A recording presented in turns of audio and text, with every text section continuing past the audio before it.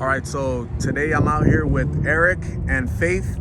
Eric, how old are you? 21. Faith, how old are you? 21. And you guys told me you guys are out here homeless, using drugs. What are you using, Eric? Blues, fentanyl pills. What about you, Faith? Meth and perks.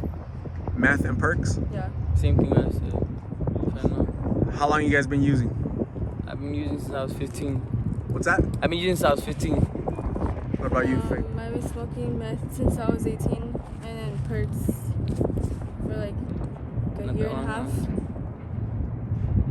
What have you guys ever tried treatment? Yeah, I went to detox I went to rehab when I was like 16 years old, but my insurance, I didn't have access at the time, and my mom she could only pay so much money, and I wasn't there for like as long as I should have been. And like they let me go, and I just came back out here to the streets. I was only like 16 years old. What high school did you go to, Eric? Honestly, I went to Towson High School, but I dropped out as soon as I turned 16. I dropped out because I was doing drugs while I was in high school. What about you, Faith? I graduated from Adobe. From where? Adobe. It's a juvenile. Adobe Juvenile up in North School. Phoenix. Yeah. So you've been kind of in trouble, Faith, since for a while now? Well, not in trouble, but I had family problems. Family problems? So speaking of family problems, what do you guys attribute your drug use to? Like family issues, or Honestly, what happened? Honestly, I started doing drugs with my older brother when I was like 15 years old. It all started with weed. I would smoke a lot of weed, and then one day, my brother just stopped smoking weed. He started doing pills, and then from there he started smoking heroin, and it was kind of like a big brother thing. My brother was doing it, and I just started doing it with him. And that's how it was for me, and it just shot off from there. What about you, Faith? I started using drugs because I felt lonely. You felt lonely? Yeah, and I didn't want to feel how I was feeling. My grandpa did die around the time though too when I started doing drugs. Do you guys stay in contact with your family? Yeah, I talk to my mom a lot. She did did that tough love thing where she not abandoned me, but just stopped talking to me for a while and let me be out here. But it had been so long now. She's not like that no more. She come and see me when she can or whatever. She'll give me money, whatever it is, because she don't want to see me. She knows I'm out here and there's nothing she can do about it. She's not gonna just leave me out here in the they kick me to the curb type of thing. She won't do that. What about you, Faith? Wait, what was the question? Do you stay in contact with your family? No, I got adopted, but my mom died. Like 2 years ago. The end of 2018. So, Your mom died at the end of 2018? yeah, because of drugs. Because of drugs? Yeah, Is that your biological mom or your Yeah. adopted mom? my biological mom. Everyone's dying now, it seems like, of the drugs. Every day you hear somebody overdosing. I had a lot of friends die already. You've had a lot of friends die? Yeah. Have you guys ever overdosed yourselves? See, I've almost overdosed, but I never actually had an overdose. I've gotten lucky. Yeah, I did once. You overdosed one time, Faith? Yeah, and I wasn't intentionally. It wasn't intentional? What was it, like a bad pill, or you took too many No, pills? it was like the bottom of the bag, like the good stuff, I guess. And I went to sniff it, and I was laying down in the truck sleeping while my boyfriend was at work. And then his son and his friend were trying to wake me up, and then they noticed I wasn't responding. You weren't responding? Responding, yeah. Okay. So where do you guys want to be in the next 6 months? Shit, hopefully clean with my family. Shit, I need to get clean every day. I know I'm hurting my mom. I put her through hell and back and shit. I'm tired of being out here, but you gotta be sick and tired of being sick and tired. As much as I say I'm tired, but look at where I'm at. I'm out here every day, and I'm doing the same old thing. It's just it's a never-ending cycle. It seems like, but hopefully I do plan on getting clean soon. But I've always say that, so we'll see what happens, I guess. What needs to happen for you to say that? Rock bottom. What does rock bottom look like for you? Honestly, I've been to rock bottom. I slept behind dumpsters. I woke up behind dumpsters. I slept in the rocks. I froze out here and just wearing a jacket and no jacket and basketball shorts during the wintertime. I've went through a lot. And for some reason, it's still at the time I'd be okay, I'm done. I've woken up crying. It was so cold before, but still so for some reason that something still doesn't get a click in my head. But it's all because of the withdrawal. I get sick every morning. I wake up, so That's what like doesn't motivate me, but makes me just keep on going to get high. I think it's just all on myself, honestly. I just gotta make the decision to stop. That's all there is to it. I had to do it for myself before I do it for anybody else, honestly. Faith, what's gonna take for you to decide to get treatment, finish treatment, and be clean? I've thought about going to treatment several times, but when it's time to go to like the first class, the interview, I always back out. You always back out? Yeah. It's the thing of being sick before you go. Like, you know, people always be like, okay, oh, I need a pill before I go. You know, I had my mom like buy me pills and stuff like that before I went, and I would go and I would still bullshit around, or I would smoke them too quick. When I'd get there, I'd be sick again, or it's just the process. I would smoke whatever and get high, and then by the time I was ready to do my intake to get processed into the rehab or detox, I'm already hurting again because it takes so long, you know? If there was like a place that I knew I could go to that they're gonna give me medicine right away when I'm sick or when I get sick, I'll go. That's my biggest issue, is like I can't be sick. I hate it.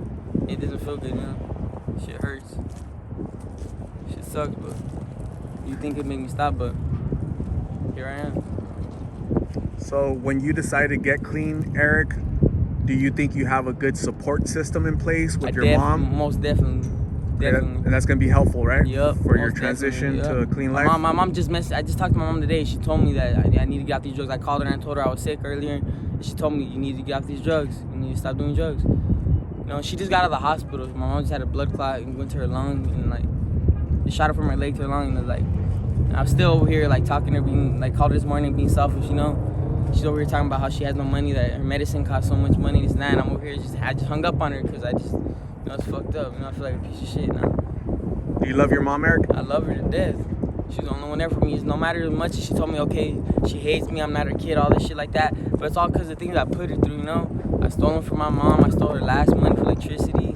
Like, she only like $8 for electricity. Like, there was deadbolts in my house at one point in time when I used to live over here in Tolleson, and I'd still get in the rooms. I remember she left the window open one time, and I jumped through there, and I went and opened her purse and took the last $8 out, and she came out. When she went on her break because she's working from home, she came out freaking out, crying and tripping, talking about like that was the last money she had for electricity with my little brother and sisters. And I had the money in my pocket and I still didn't give it to her. I acted like I spent it already. And that's like a real story too, I'm not even lying. I've done so much. So that love for your mom, shouldn't that You would think be greater than the love you have for the drug? You would think it would, but it all comes down to this. When I'm sick, like I told my mom this morning, when I'm sick, I told her I don't mean anything. I told her earlier, but I told her when I'm sick, she knows this. When I'm sick, all that I care about, the only thing that matters to me in this world is me getting better, feeling better, you know? That's all I think about. It's all I care about. I don't care about nothing else. And it sucks to say because like I had a girlfriend and like I just like, you know, like that ended quickly because she didn't do drugs.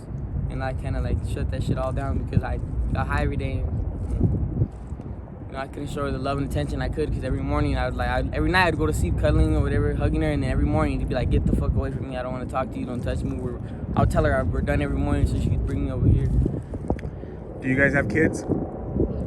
I almost had a kid, but my girlfriend, I nodded out over the wheel and we wrecked, and I just found out yesterday it died. I don't know what happened. She was on like a month. But they said that from stress and from the accident, maybe that just, you know, didn't make it. I just found out yesterday. What are your guys' hopes and dreams for your future?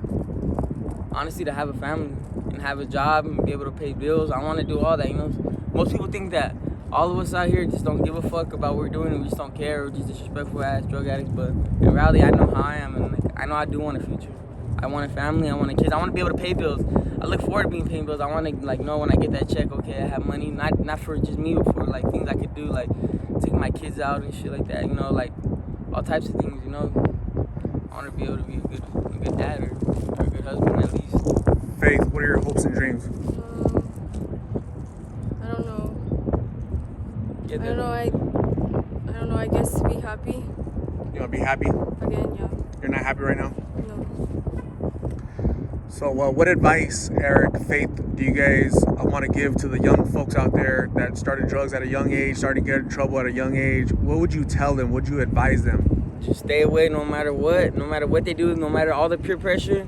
You just need to not just avoid all that shit. Don't listen to anybody what they tell you because that's what's gonna get you started. No smoking weed, none of that shit. Just when when you go to school, that's all you need to focus on in school. You can't go like it really just you just can't fucking fall for what everyone says. They're gonna tell you that this is gonna be like this or like that, but it's really not. You just gotta stay on the straight and narrow, honestly. Just stay away from drugs. Don't talk to nobody that's on drugs. You know, just stay. You know, you are who you keep yourself around. You know, so stay around better people. I would say. I wasn't around good people, but yeah. That's true. I've heard my own brother. I've heard it said that if you hang around with 5 lawyers, you're gonna be the 6th lawyer. If you hang around with 5 felons, you're gonna be the 6th felon, right? So it's who you hang out with, Very right? true. And it's also about making good decisions, right? Yeah, So very true. you guys are very young. I Okay, know. you wanna be happy, Faith? Only you could create that happiness, right? Not nobody else. Eric, you want a family? Mm-hmm. You wanna do the right thing? You wanna get a job and take care of your mom? Yeah. That's gonna be your decision.